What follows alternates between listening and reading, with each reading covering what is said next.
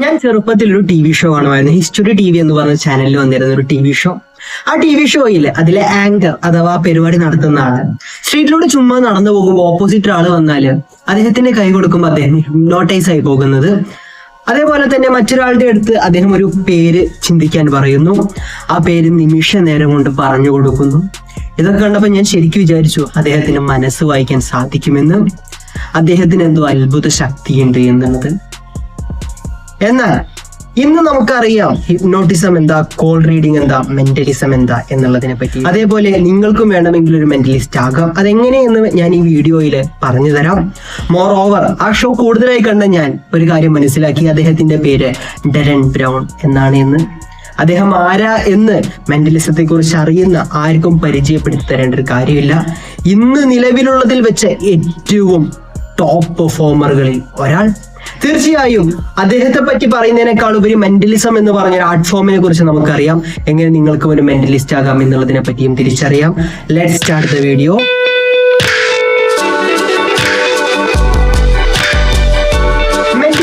പറഞ്ഞ ഈ ഒരു ആർട്ട് ഫോം പ്രബലമാകുന്നത് വളരെ കുറച്ച് നാളുകൾക്കുള്ളിലാണ് നമ്മളുടെ നാട്ടിൽ. എന്നാൽ പുറം രാജ്യങ്ങളിൽ മെന്റലിസം എന്ന് പറഞ്ഞ ഒരു ആർട്ട് ഫോം കുറച്ചധികം നാളുകളായി തന്നെ നിലവിലുണ്ട്. എന്നാൽ മെന്റലിസം എന്ന് പറയുന്നത് മാജിക്കിന്റെ മറ്റൊരു രൂപമാണ് എന്ന് നമ്മൾ മനസ്സിലാക്കണം.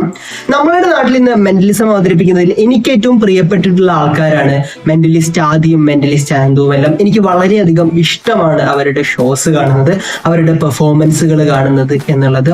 തീർച്ചയായിട്ടും അവർ തന്നെ പലപ്പോഴായിട്ട് പറഞ്ഞ ഒരു കാര്യമുണ്ട്. മെന്റലിസം എന്ന് പറയുന്നത് ആരുടെയും മനസ്സ് വായിക്കുന്നതല്ല, മറിച്ച് മറ്റൊരാളുടെ മനസ്സ് വായിക്കാൻ പറ്റും എന്നൊരു ഇല്യൂഷൻ നമ്മളുടെ മനസ്സിൽ രൂപപ്പെടുത്തുകയാണ് എന്നുള്ളത്. വി നോ ദാറ്റ് മാജിക് എന്ന് പറഞ്ഞു കഴിഞ്ഞാലും ഒരു ഇല്യൂഷൻ ആണ്. ഇല്ലാത്തൊരു കാര്യം ഉണ്ട് എന്ന് നമ്മളെ വിശ്വസിപ്പിക്കുന്ന, ചെയ്യാൻ പറ്റാത്തൊരു കാര്യം ചെയ്യാൻ സാധിക്കും എന്ന് നമ്മളെ വിശ്വസിപ്പിക്കുവാൻ സാധിക്കുന്ന ഒരു ആർട്ട് ഫോം. സ്റ്റേജ് മാജിക്കുകളായിരുന്നു ഒരു കാലം വരെ നിലവിലുണ്ടായിരുന്നത്. എന്നാൽ പയ്യെ സ്റ്റേജിൽ അവതരിപ്പിച്ചിരുന്ന മാജിക്കുകളുടെ കള്ളി വെളിച്ചത്താകുവാൻ തുടങ്ങുകയായിരുന്നു. അതിന്റെ ഫലമായിട്ട് സ്റ്റേജ് മാജിക്കിന്റെ പ്രശസ്തി അല്ലെങ്കിൽ പോപ്പുലാരിറ്റി വളരെയധികം കുറയാൻ തുടങ്ങി. സ്റ്റേജ് മാജിക്കിനപ്പുറത്തേക്ക് സ്ട്രീറ്റിലേക്ക് മാജിക്കിനെ എത്തിക്കുവാൻ അത് കാരണമായി. അന്ന് വരെ സ്ട്രീറ്റിൽ അവതരിപ്പിച്ചിരുന്നത് സ്റ്റേജിൽ മാജിക് അവതരിപ്പിക്കാൻ അവസരം ലഭിക്കാതിരുന്ന ആൾക്കാരായിരുന്നു എന്നുണ്ടെങ്കിൽ പിന്നീട് അങ്ങോട്ട് സ്ട്രീറ്റിലേക്ക് പ്രൊഫഷണൽ മജീഷ്യന്മാർ ഇറങ്ങി വരാൻ തുടങ്ങി. ഡേവിഡ് ബ്ലെയിൻ എല്ലാം അതിന് ഉദാഹരണമായിരുന്നു. തീർച്ചയായും സ്ട്രീറ്റിൽ മാജിക് അവതരിപ്പിക്കുമ്പോൾ, ആൾക്കാരുടെ തൊട്ടടുത്ത് നിന്ന് മാജിക് അവതരിപ്പിക്കുമ്പോൾ മാജിക്കിന് കൂടുതൽ അത്ഭുതങ്ങൾ സൃഷ്ടിക്കുവാൻ സാധിക്കുന്നതായിട്ട് അവർ തിരിച്ചറിഞ്ഞു. എന്നാൽ അതിനോടൊപ്പം മെന്റലിസം എന്ന് പറഞ്ഞൊരു ആർട്ട് ഫോമും അതിനോടൊപ്പം തന്നെ വളർന്നു വരുന്നുണ്ടായിരുന്നു. മെന്റലിസം എന്ന് പറയുന്നത് കൂടുതൽ ഫാൻസി ആയിട്ടുള്ള പ്രോപ്സ് ഉപയോഗിക്കാതെ, അഥവാ പ്രോപ്പർട്ടീസ് ഉപയോഗിക്കാതെ, വസ്തുക്കൾ ഉപയോഗിക്കാതെ ചെയ്യുന്ന കാര്യമായതുകൊണ്ട് തന്നെ ആൾക്കാർ കരുതി കുറച്ചുകൂടെ റിയൽ ആയിട്ടുള്ള മാജിക്കിന്റെ അടുത്ത് നിൽക്കുന്ന ഒരു ഫോം എന്ന് പറയുന്നത് മെന്റലിസം ആണ് എന്നുള്ളത്. അങ്ങനെ മെന്റലിസത്തിന് മാജിക്കിനേക്കാൾ കൂടുതൽ പോപ്പുലാരിറ്റി വരുന്ന ഒരു കാര്യമാണ്. മാജിക്കിൽ നിന്ന് ഡീവിയേറ്റ് ചെയ്തിട്ടുണ്ടായ മെന്റലിസം എന്ന് പറഞ്ഞൊരു ബ്രാഞ്ചിന് മാജിക്കിനേക്കാൾ കൂടുതൽ പോപ്പുലാരിറ്റി വരുന്ന ഒരു കാഴ്ചയാണ് പിന്നീട് നമ്മൾ കണ്ടത്.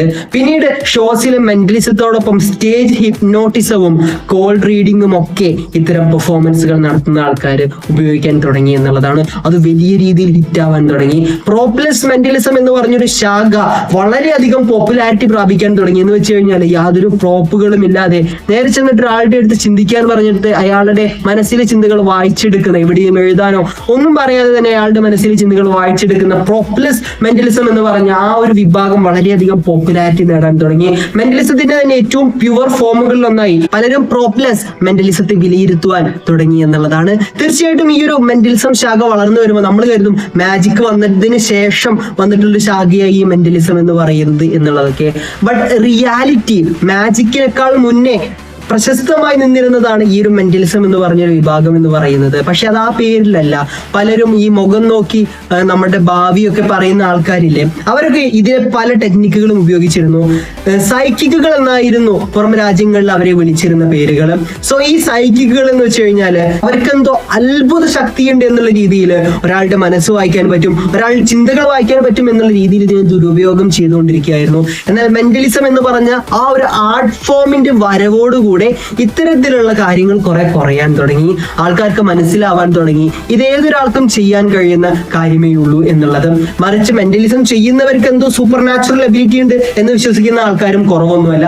പക്ഷെ അവര് തന്നെ ഇത്തരത്തിൽ തെറ്റായിട്ടുള്ള കാര്യങ്ങൾ ചെയ്യുന്നവരെ ഡീബങ്ക് ചെയ്തുകൊണ്ട്, അല്ലെങ്കിൽ ഇവർ ചെയ്യുന്നത് തെറ്റാണ് എന്ന് പറഞ്ഞുകൊണ്ട് രംഗത്തെത്തിയതോടുകൂടെ കാര്യങ്ങൾ നേരെ മാറുകയാണ്. പയ്യെ മെന്റലിസം എന്ന് പറഞ്ഞ ഈ ഒരു ഫീൽഡിന് മാജിക്കിനേക്കാൾ കൂടുതൽ പോപ്പുലാരിറ്റി വരാൻ തുടങ്ങി. നിങ്ങൾക്കൊരു കാര്യം അറിയോ, നിങ്ങളൊരു നല്ല മെന്റലിസ്റ്റ് ആണ് എന്നുണ്ടെങ്കിൽ നിങ്ങളൊരു നല്ല മജീഷ്യൻ ആയിരിക്കും. പക്ഷെ നിങ്ങളൊരു നല്ല മജീഷ്യൻ ആണ് എന്നുണ്ടെങ്കിൽ നിങ്ങളൊരു നല്ല മെന്റലിസ്റ്റ് ആയിരിക്കണമെന്നില്ല. മെന്റലിസം പഠിക്കണമെന്നുണ്ടെങ്കിൽ മാജിക്കിന്റെ സഹായം കൂടിയേ തീരൂ. അല്ലാതെ നിങ്ങൾക്ക് ആ ഒരു മേഖലയിൽ അത്രമാത്രം പ്രൊഫിഷ്യന്റ് ആവാൻ സാധിക്കില്ല, അല്ലെങ്കിൽ അത്രമാത്രം മികവോടുകൂടി കാര്യങ്ങൾ പെർഫോം ചെയ്യാൻ സാധിക്കില്ല എന്നുള്ളതാണ്. ഞാൻ നേരത്തെ തന്നെ പറഞ്ഞല്ലോ, നിങ്ങൾക്ക് മെന്റലിസം പഠിക്കാൻ ആഗ്രഹമുണ്ട് എന്നുണ്ടെങ്കിൽ തീർച്ചയായിട്ടും അതിന് ചില വഴികളുണ്ട്. നിങ്ങൾക്ക് വലിയ രീതിയിൽ ഇൻസ്റ്റിറ്റ്യൂഷനുകളിൽ അല്ലെങ്കിൽ വേറെ ഏതെങ്കിലും സ്ഥലത്ത് പോയിട്ട് ക്യാഷ് കൊടുത്ത് കോഴ്സ് എടുത്ത് പഠിക്കാനൊന്നും സാധിക്കുന്നില്ല എന്നുണ്ടെങ്കിൽ ഞാൻ നിങ്ങൾക്ക് കുറച്ച് കാര്യങ്ങൾ പറഞ്ഞു തരാം. കുറച്ച് പുസ്തകങ്ങളുടെ പേരുകൾ അല്ലെങ്കിൽ ഓതേഴ്സിന്റെ പേരുകൾ പറഞ്ഞു തരാം. ഫസ്റ്റ് വൺ എന്ന് പറയുന്നത് 13 Steps to Mentalism എന്ന് പറഞ്ഞൊരു പുസ്തകമാണ്. മെന്റലിസത്തിൽ ഏറ്റവും ബേസിക് ആയിട്ടുള്ള ഒരുപാട് എഫക്റ്റുകൾ അടങ്ങിയിരിക്കുന്ന ഒരു പുസ്തകമാണ്. ഏതൊരു മെന്റലിസ്റ്റും വായിച്ചിരിക്കേണ്ട പുസ്തകങ്ങളിൽ ഒന്നാണ് 13 Steps to Mentalism എന്ന് പറയുന്നത്.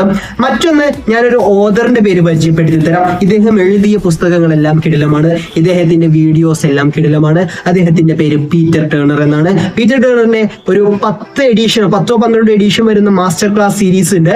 10 അതിലധികം പുസ്തകങ്ങൾ വരുന്ന ഒരു സീരീസ് ആണത്.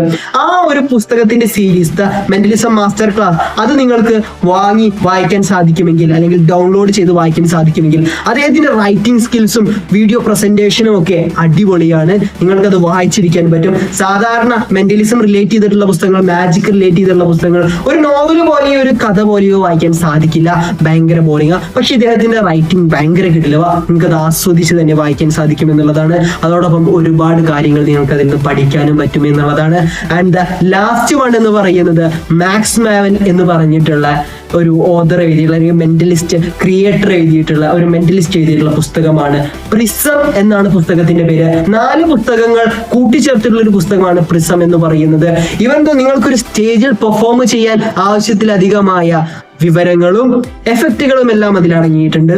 ഞാൻ ഈ പുസ്തകങ്ങളുടെ പേര് ധൈര്യമായിട്ട് പറയാൻ കാരണം എന്താണെന്നറിയോ, നിങ്ങൾക്കിത് വേണമെങ്കിൽ ഓൺലൈനിൽ പോയാൽ ഡൗൺലോഡ് ചെയ്യാൻ പറ്റും. പക്ഷെ നിങ്ങളുടെ മനസ്സിൽ അത്രമാത്രം ഇത് പഠിക്കണം എന്നൊരു പാഷൻ ഇല്ല എന്നുണ്ടെങ്കിൽ നിങ്ങൾ ഇത് പോയി ഡൗൺലോഡ് ചെയ്യാൻ പോകുന്നില്ല. നിങ്ങൾ ഡൗൺലോഡ് ചെയ്ത കാര്യം വായിക്കാൻ പോകുന്നില്ല. നിങ്ങൾ ഡൗൺലോഡ് ചെയ്ത കാര്യം വായിച്ചു കഴിഞ്ഞാലും അതൊരിക്കലും പ്രാക്ടീസ് ചെയ്യാൻ പോകുന്നില്ല, അത് പെർഫോം ചെയ്യാൻ പോകുന്നില്ല. നിങ്ങൾ ഇതെല്ലാം ചെയ്യും എന്നുണ്ടെങ്കിൽ നിങ്ങൾക്കത് അത്രമാത്രം പാഷൻ ഉള്ള ഒരു കാര്യമാണ്. നിങ്ങൾക്ക് അത്രമാത്രം പാഷൻ ഉണ്ട് എന്നുണ്ടെങ്കിൽ ഞാൻ ഇത് പറയാതെ തന്നെ നിങ്ങൾ അതിലേക്ക് എത്തിപ്പെടുകയും ചെയ്യും തീർച്ചയായിട്ടും. അതുകൊണ്ടാണ് ഈ പുസ്തകങ്ങളുടെ പേര് ധൈര്യമായിട്ട് നമുക്ക് പറയുന്നത്. അല്ലാതെ ഒരു ട്രിക്ക് നേരെ വന്നിരുന്ന് വിളിച്ചു പറയാൻ പറ്റില്ല. കാരണം ഇത് ഈ ഒരു ട്രിക്കിനെ, ഈ ഒരു പെർഫോമൻസിനെ അത്രമാത്രം മനോഹരമായിട്ടാണ് ആൾക്കാർ കൊണ്ടുപോകുന്നത്. അതൊരിക്കലും നമുക്ക് നേരെ വന്നിട്ട് ഇങ്ങനെ ചെയ്യുന്നു എന്ന് പറയുന്നത് ഒരിക്കലും ശരിയായ ഒരു കാര്യമല്ല. നിങ്ങൾക്കിത് പഠിക്കാൻ ആഗ്രഹമുണ്ടെങ്കിൽ ഈ പുസ്തകങ്ങൾ തന്നെ വളരെയധികമാണ്. അതോടൊപ്പം തന്നെ മാജിക്കിന്റെ ബേസിക് ആയിട്ടുള്ള കാര്യങ്ങളും അറിഞ്ഞിരിക്കുക. സാധാരണ ബേസിക് ആയിട്ടുള്ള മാജിക്കിന്റെ കാര്യങ്ങൾ എന്ന് പറയുന്നത്, അതിനോടൊപ്പം ഈ കാര്യങ്ങൾ, ഇതിലെ എഫക്റ്റുകൾ കൂടെ കൂട്ടിച്ചേർന്ന് നിങ്ങൾക്ക് മനോഹരമായിട്ടുള്ള ഒരു പെർഫോമർ ആകാം എന്നുള്ളത്. ബിലീവ് ദാറ്റ് നിങ്ങൾക്കും ഒരാളുടെ മനസ്സ് വായിക്കുന്നത് പോലെയുള്ള ഒരു ഇല്യൂഷൻ ക്രിയേറ്റ് ചെയ്യാൻ പറ്റും. മെന്റലിസം ഒരിക്കലും ഒരാളുടെ മനസ്സ് വായിക്കാൻ നിങ്ങളെ ഹെൽപ്പ് ചെയ്യില്ല. മെന്റലിസത്തോടൊപ്പം ഹിപ്നോട്ടിസവും കോൾ റീഡിങ്ങും ഒക്കെ കൂട്ടിച്ചേർത്ത് അതൊന്നുകൂടി കിടിലമായിട്ട് നിങ്ങൾക്ക് അവതരിപ്പിക്കാം. നിങ്ങൾക്ക് മറ്റൊരാളെ വിശ്വസിപ്പിക്കാം നിങ്ങൾക്ക് എന്തോ ഒരു ശക്തിയുണ്ട് എന്നുള്ളത്. എന്നതിനപ്പുറത്തേക്ക് മെന്റലിസം എന്ന് പറയുന്നത് ഏതൊരാൾക്കും ചെയ്യാവുന്ന ഒരു കാര്യം മാത്രമേ ഉള്ളൂ, കൃത്യമായിട്ടുള്ള പ്രാക്ടീസ് ഉണ്ടെങ്കിൽ എന്ന് പറഞ്ഞുകൊണ്ട് ഈ വീഡിയോ നിർത്തുന്നു. ശ്രീലാസനം സൈനിങ് ഔട്ട്. Bye bye.